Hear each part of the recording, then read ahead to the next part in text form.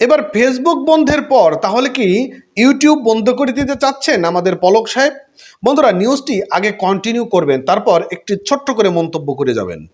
বন্ধুরা, আপনারা জানেন যে বাংলাদেশে যে একটি সহিংসতা হয়ে গেল, অর্থাৎ কোটা বিরোধী আন্দোলনকে কেন্দ্র করে দেশে একটি বড় ধরনের একটি সহিংসতা হয়ে গিয়েছে।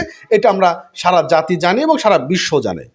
এখন এই সহিংসতাকে কেন্দ্র করে আমাদের যে ইন্টারনেট সংযোগ ছিল, সেই ইন্টারনেট অনেকদিন বন্ধ ছিল। তার কারণ দেখিয়ে তিনি বলেছেন যে আমাদের ডেটা সেন্টার ক্ষতিগ্রস্ত হয়ে গিয়েছে, তাই আমাদের ইন্টারনেট বন্ধ রাখতে হয়েছে বলে বলেছেন আমাদের পলক সাহেব।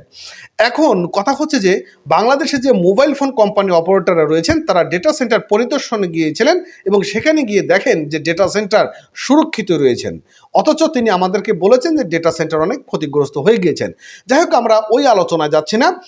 এই যে সহিংসতা হয়ে গেল, এর ভিতরে হঠাৎ করেই আমাদের ফেসবুকের ক্যাশ মেমোরিটা বন্ধ করে দেওয়া হয়। সার্ভারটা যখন বন্ধ করে দেওয়া হয়, তখন আমরা ফেসবুক ব্যবহার করতে পারছি না, টিকটক বন্ধ রয়েছে, ইউটিউব বন্ধ রয়েছে।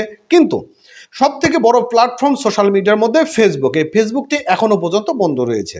কিন্তু ইউটিউবটা উন্মুক্ত করে দিলেও ইন্টারনেট খুবই স্লো অবস্থার মধ্যে রয়েছে।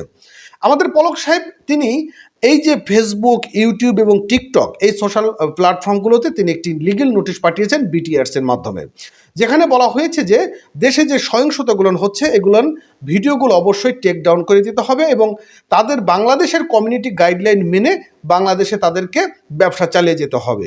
কিন্তু টিকটক ছোট্ট একটি উত্তর দিলেও ফেসবুক এবং ইউটিউব কিন্তু কোনো ধরনেরই উত্তর দেয়নি। কিন্তু আমাদের দেশে ইউটিউব চলছে। এখন আমাদের পলক সাহেব যেটি বলছে যে ফেসবুক চললে তো অনেক গুজব ছড়িয়ে যায়, দেশে অনেক সহিংসতা আবার বাড়তে পারে, কিন্তু ইউটিউব তো রয়েছে, ইউটিউবে তো অনেক বড় বড় গুজব ছড়ানো যেতে পারে। শুধুমাত্র মানুষ কেন ফেসবুক প্ল্যাটফর্মটি বেছে নেবে? ইউটিউব কি বেছে নিতে পারে না? ইউটিউবে কি এগুলো চালানো যায় না? ফেসবুক থেকে ইউটিউবে কিন্তু সব থেকে বেটার প্ল্যাটফর্ম গুজব ছড়ানোর জন্য। অথচ আমাদের ফেসবুকটি বন্ধ রেখেছে। এই ফেসবুকে কত মানুষের কর্মসংস্থান জড়িয়ে রয়েছে আমাদের পলক সাহেব বিষয়টি জানলেও অবগত নয়। দেখেন, ফেসবুকে বিভিন্ন রকম ব্যবসা করছেন, অনেকেই কাপড় বিক্রি করছেন, মাছ বিক্রি করছেন, খাবার বিক্রি করছেন, অনেকেই কন্টেন্ট ক্রিয়েটর রয়েছেন, এগুলো দিয়ে কিন্তু তাদের জীবিকা নির্বাহ করছেন এবং অনেক ই কমার্স প্রতিষ্ঠানও কিন্তু এখন বন্ধের পথে চলে গিয়েছেন। এখন এই যে ক্ষতিগ্রস্ত, এই ক্ষতিগ্রস্তের পাশে কি আমাদের এই সরকার দাঁড়াবে, আমাদের পলক সাহেব দাঁড়াবে? না, দাঁড়াবে না। এখন এই যে ফেসবুক তাদের সঠিক সময় উত্তরটা দিল না, বাংলাদেশে আসলো না, তার কাছে বসলো না, তাহলে কি ফেসবুকটি আর জীবনে বাংলাদেশে বন্ধ থাকবে? নাই, বন্ধ থাকলে কিন্তু ইউটিউব কি করবে? ইউটিউবও তো তাদের সঠিক উত্তর দেয়নি। এখন ইউটিউব তো দেশে চলছে, তাহলে কি এই পলক সাহেব ইউটিউবও বন্ধ করে দিতে চাচ্ছেন? তিনি এক সংবাদ সম্মেলনে বলেছেন যে ফেসবুক এবং ইউটিউব আমাদের সঠিক উত্তর দেয়নি এবং আমাদের সঙ্গে যোগাযোগ করেনি।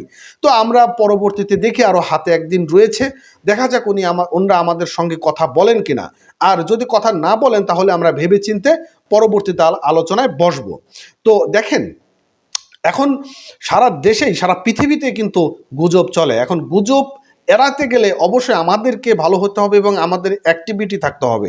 আপনারা যারা এই টেকনোলজি নিয়ে রয়েছেন, অর্থাৎ আপনি তো আইটি প্রতিমন্ত্রী, এই বিষয়গুলো না আপনাকেই শনাক্ত করতে হবে, আপনাকে এক্সপার্ট রাখতে হবে। যারা গুজব ছড়াচ্ছেন তাদেরকে রিপোর্ট করতে হবে এবং সেই ভিডিওগুলোকে টেক ডাউন করানোর দায়িত্ব কিন্তু আপনাদের। এখন এই দায়িত্ব কিন্তু আমাদের নয়, যারা আমরা উদ্যোক্তা রয়েছি, ব্যবসা রয়েছি, আমরা তো ক্ষতিগ্রস্ত হচ্ছি।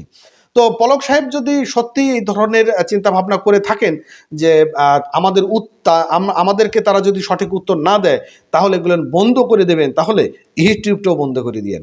ভালো থাকবেন, সুস্থ থাকবেন, চ্যানেলটি সাবস্ক্রাইব করে সঙ্গে থাকবেন। ধন্যবাদ। পরবর্তী আপডেট পেতে।